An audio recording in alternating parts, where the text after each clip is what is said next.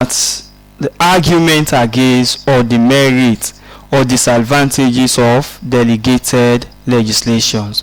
We say one, that is concentration of too much powers in the executive. By allowing the executive arms of government to make laws, delegated legislation make it possible for too much powers to be concentrated in the executive at the expense of other arms of the government, in the executive at the expense of other governments. So what happens? Delegated legislation has delegated so much powers into the executive, so therefore it is also being done at the detriment of the other organs of government. Then of course it amounts to usurpation of powers. Delegated legislations tantamount to usurpation of the legislative functions by those arms or departments of the government that are empowered to make laws. Encouragement of dictatorship. The executive arms of government can become dictatorial as a result of powers vested by delegated legislations, especially during emergency period. The inadequate publicity. Many laws made through delegated legislation are not adequately publicized to the extent that many citizens do not know to what short law exists. So that is another problem with delegated legislations. Most of these laws are not publicized, and unless when you come in conflict with the law, now they can make reference to them. That's a problem with delegated legislations. Another problem is red taping. Delegated legislation may lead to excessive use of formalities by the officials that result in delegated during emergency period. Sometimes it has a lot of bureaucracy to go through for it to develop a particular policies or regulations, and that is another problem. Then insufficient consultation. Sufficient consultations are not carried out with those concerned before laws are made. The violation of fundamental human rights. The retrospective effect, inadequate publicity given to delegated legislations, indiscriminate promulgations of laws, etc., are some of the factors that contribute in making delegated legislation to violate citizens' fundamental human rights. For instance, there are some chiefdom authorities who can even develop policies. If somebody is being apprehended as a thief, this person should be dressed naked, this person should dance naked within the street, which is a gross human rights violations. And because they have the tendency to develop bylaws within their chiefdoms, even within their communities or villages, sometimes in the process of developing these bylaws, they can also violate the fundamental human rights of citizens, and more especially for African communities or African countries. That is a huge problem with the concept of delegated legislations. Lack of effective control. The parliament and the court are supposed to control delegated legislation to avoid misuse of powers, indiscriminate promulgations of laws, and do not do so effectively. Because mind you, parliament has a lot of workload, and sometimes they don't even have the time to go through most of these laws, regulations made by these bodies, institutions, or group of individuals. So it has a tendency that parliament will not check the misuse of these powers given to these set of entity or institutions. So let's look at how delegated legislations can be controlled. That is a control of delegated legislation, how to check the dangers inherent in delegated legislation, as we've already mentioned earlier on. As a result of man's propensities to acquire power, compelled with the fear of misuse of power. So some forms of control of delegated legislation that can play very crucial role in modern governance. So in order to safeguard citizens' liberty, etc., some of these methods of controlling delegated legislation include: 1. Parliamentary control.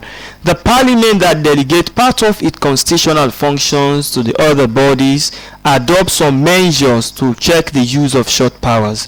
One short measure is by ordering that short statutory instrument being laid down on the floor of parliament for 40 sitting days. Within these 40 days, members of the House will have ample opportunity to revoke or approve short legislation. On the other hand, short instrumental order become laws after the expiration of the 40 days. So one way they can also control delegated legislations is that one, through parliamentary control. So sometimes Parliament will call most of these ministerial orders or departmental order. Maybe it can be laid on the web of Parliament for a period of 40 days. So if there is any problem with it, they can revoke it or they can allow. So after 40 days, if it is not being revoked, then it can now be allowed to be used. You also have Committee on Statutory Instruments. There is a committee set up by Parliament purposely to examine and scrutinize all statutory instruments laid on the floor of the House. The committee later on report back to the General House for the modification of such statutory instruments and subsequently approves them to become laws or revoke them as the case may be. So sometimes the Parliament also have committee on what we call statutory instruments or ministerial orders or departmental orders. They can also look at them so that if there is any problem, they can report to the House that this particular statutory instrument or ministerial order should be revoked or it should be removed and not to be used. That is another effective means of controlling delegated legislation. You also have judicial order or legal or court control. The law that has the power to declare any delegated legislation invalid, unconstitutional, ultra-variance, null and void, and of no effect if the bodies that mentioned laws do not compile with the stipulated procedures or exceed powers granted to them.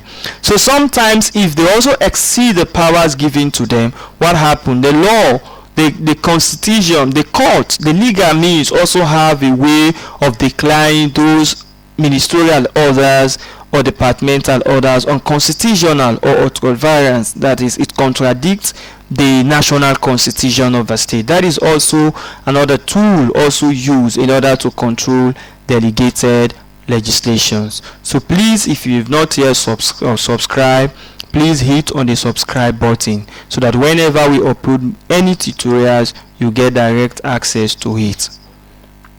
So these are some of the problems associated with delegated legislations. So now that we've known the problems associated with delegated legislations, of course we also see the problems.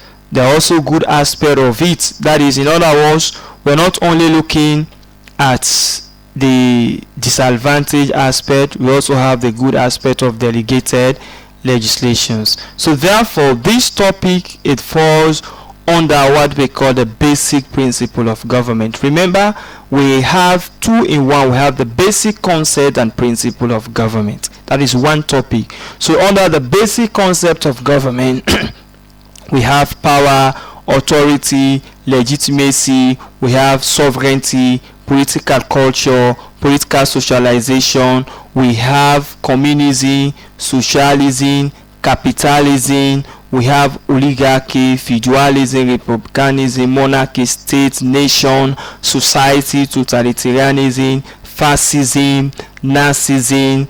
Of course, we have political socialization, we have capitalism, communism, socialism. So these are the topics that falls within the basic concept. So when you talk about the basic principle of government now, we talk about the rule of law, we talk about separation of power, the doctrines of checks and balances. We also talk about centralization, decentralizations. We also talked about delegated legislations. So these are the topics that falls within the basic principles of government. So far so good. We've uploaded the entire topics on this platform. That is more the reason I said if you have clicked on the subscribe button, you have access to all of these topics I've just made mention of. We've uploaded almost the entire subtopics under the basic concept of government, and also we've uploaded the entire topics under the basic principles of government. So therefore, for you to remain and enjoy more tutorials within this platform, all what you need to do, just click on the subscribe button. And of course, we may also want to hear your comments or reactions within the comment sections. It's not only for you to watch, but we also want people to make